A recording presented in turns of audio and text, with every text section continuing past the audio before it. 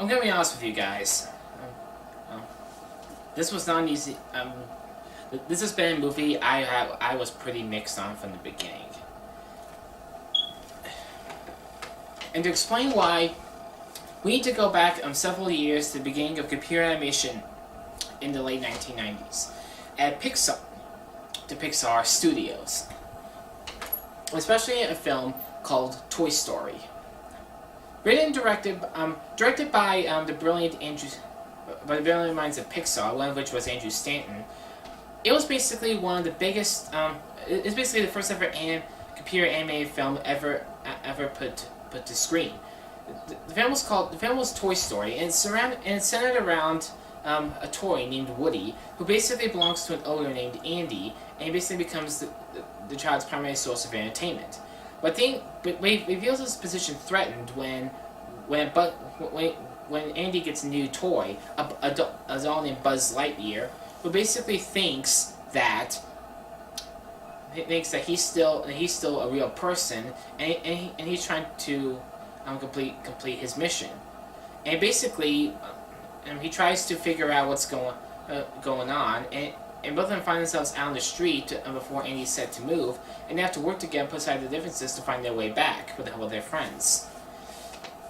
And this film was not only the first ever computer animated feature-length film to put to date, outside the Pixar shorts that they created before then. What had made the film successful is not only just for its innovation, but also its relatable story, which makes it one of the few films to ever have a 100% on Rotten Tomatoes and have it be a classic Pixar staple to this day. And the film didn't. And several years later, a new animation company came into the scene. This one was Illumination Entertainment. It made start back in 2010 with its debut film Despicable Me, borrowing heavily and intelligently from cartoon favorites like Pixar. From Pixar and Looney Tunes in three different places. The first of which was Pixar's attempts at maturity, emotional resonance, and thought-provoking and memorable storytelling. The second of which was Looney Tunes' fast-paced, quirky antics, humor, and characters. Especially something that Gendy Tartakovsky, the guy that gave us shows like Dexter Laboratory and Samurai Jack, expounded on quite well. And basically, the film was just like Toy Story was for Pixar. It was Illumination Entertainment's first successful film, and the film that launched it off the ground. And so they followed up the film with a sequel in 2013, and the film was excellent. And the film was given a big chance to shine. And bear in mind that was actually the second film I filmed when I started this channel back in 2013, as well as the first ever animated film I ever done. And if you guys watched that show, you may have noticed that I had rated the movie a great rating due to its great voice acting, great characters, and especially the minions practically stealing the show in almost any scene they were in. And P.S. If you go see the movie I'm about to review, watch the minion show at the beginning. It is hilarious. So, fast forward to today. Illumination Entertainment have had a slightly mixed career at best when it came to their films after Despicable Me 2. They made an attempt at live-action animation called Hop, featuring a voice cast involving Russell Crowe and Hugh Laurie and Hank Azaria, and also have with the live-action cast including Kaylee Cuoco and James Marsden. And after that, they also followed things up with the Minions movie spin-off, and this film I'm about to review, The Secret Life of Pets. We both saw trailers for this review. They basically had a lot of mixed feelings going in. The first is because the story took a big bite out of the Toy Story template, especially from the first film, and maybe even some elements from the second film. But also, some people are giving it an assumption it's basically Toy Story with pets. And when I saw the trailer, I saw some similarities with this. First of which, it has similar top-notch voice cast out like Toy Story. Whereas in Toy Story, had people like Tim Allen, Tom Hanks, Don Rickles, and Jim Varney. this film had a lot of great comedians like Louis C.K., Eric Stonestreet from Modern Family, Kevin Hart, Jenny Slate, Ellie Kemper, and Lake Bell, and especially Albert Brooks, still fresh off the success of Finding Dory. So in other words, I had a few mixed emotions as well. I was glad to see Kevin Hart back in a voice acting role, in a voice role, because that guy's a funny guy. He really could shine in this role if he did good enough. But however, whereas that film, Toy Story, was actually thought provoking and material and emotionally resonant, trying to buy from the template several years later, not exactly a good choice overall. But I had hopes maybe this could work. So did Illumination pull off The Secret Life of Pets? Honestly, people, yes and no. Before you all say that, I'm just going to say that this film bites too much from Toy Story, steals a lot of the original elements of that film, yet doesn't have the same maturity or wit to pull it, or humor to pull it off. Well, I'm going to dissuade you guys of a few things, because I'm a big fan of Illumination's Entertainment's movies. I can definitely say that. However, I want to love this movie a lot more than I did, because while it does have its moments of spark, and it is better than I thought it'd be, as a whole, it doesn't even come close to matching Pixar standards. I'm sorry. I'm not going to say there are some elements I do like, and I will get to the elements that did work, but as a whole, Toy Story still stands far above this movie, and it always will. And in terms of how big Illumination Entertainment is in terms of its films, that's not a good thing. So let's start off with the most important thing about this film. It's definitely the storyline. Now, basically, what The Secret Life of Pets is about is it's basically Toy Story, only it's set in New York instead of a suburban neighborhood, and it's with pets instead of toys. And the main two characters in this are a terrier named Max, played by a veteran actor and stand-up comedian Louis C.K. He basically lives with his owner Katie in an upstate New York apartment.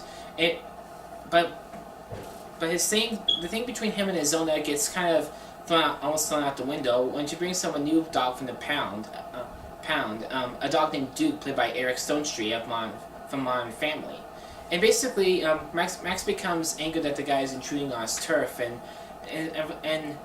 later on, the two find themselves getting lost in the city, and they find themselves coming across a gang of pets left behind by their owners, and they basically find themselves stuck with them. And so the rest of the pals, led by a dog who has a crush on Max, they basically find themselves on a mission to get him back. So like I said, now where Toy Story did this actually kind of right is that it actually develop the characters as if they were actual people, and plus you can actually believe that there were believable problems between Woody and Buzz, the characters from those two films. Besides the fact that Tim Allen and Tom Hanks are both talented actors, they had the charisma and vocal talent to really sell the characters as people with problems. Buzz basically just believed that he was still the action figure. When Woody just had to burst his bubble and say that he's just a play toy. Well, Willie's basically wanted to get rid from Willie's put him aside, made him reveal that, hey, I'm this guy's head toy. That's how it goes. So either nut up or shut up.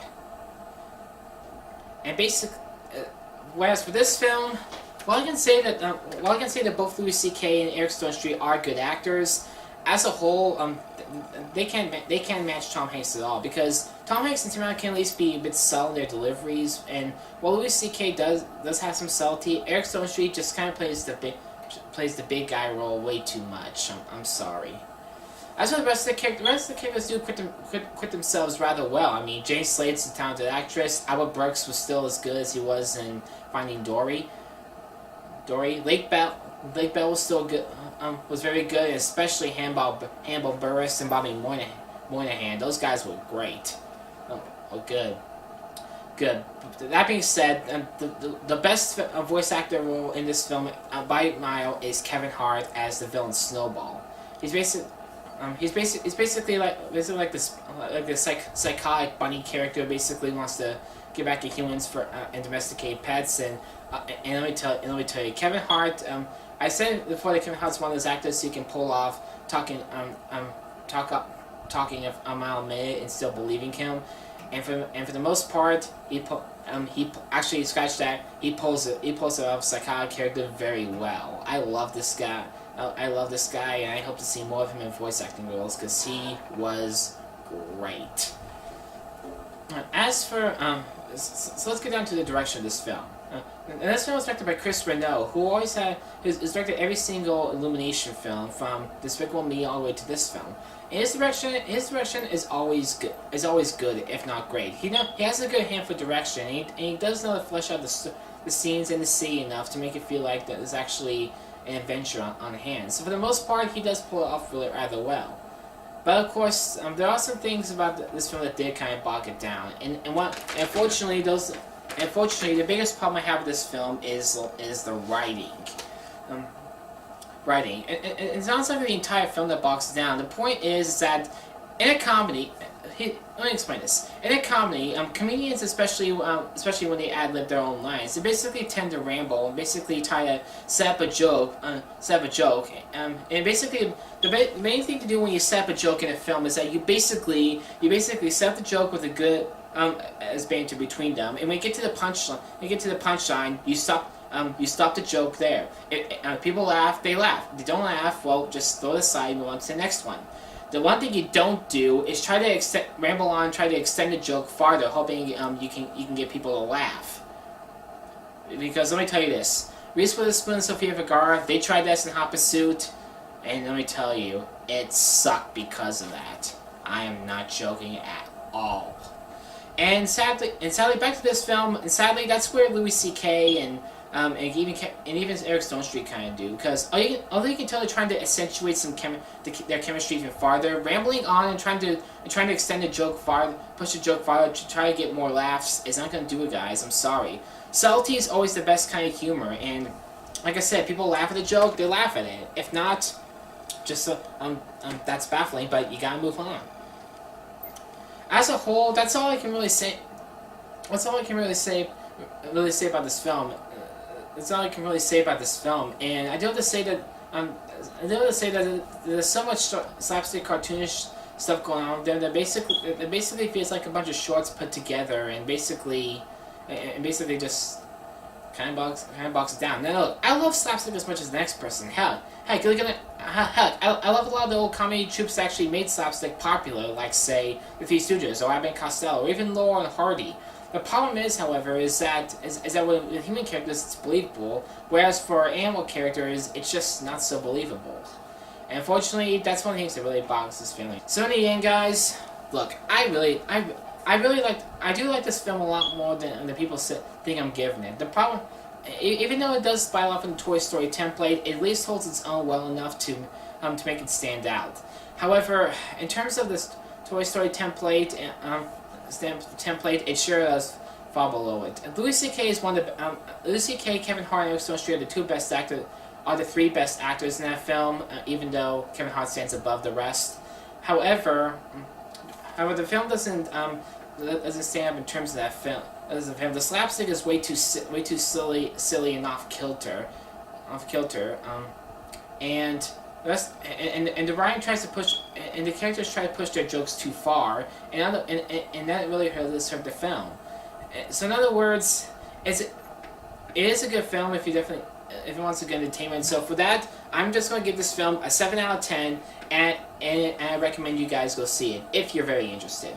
As for me, well, Toy Story had a lot more ambition. It came decades before this. It had better voice acting. The jokes stuck the landing a lot better, and the story and humor and characters and wit is that much more prevalent and obviously a lot better. That's my Toy Story, and if you're asking me, I do not wish to get a pet at all. So thanks a lot for watching, guys. Comment down below, subscribe, and let me know what you guys want to know. Until then, I'm Ross Butler. This is M&M Weekly. I'll see you next time. Goodbye.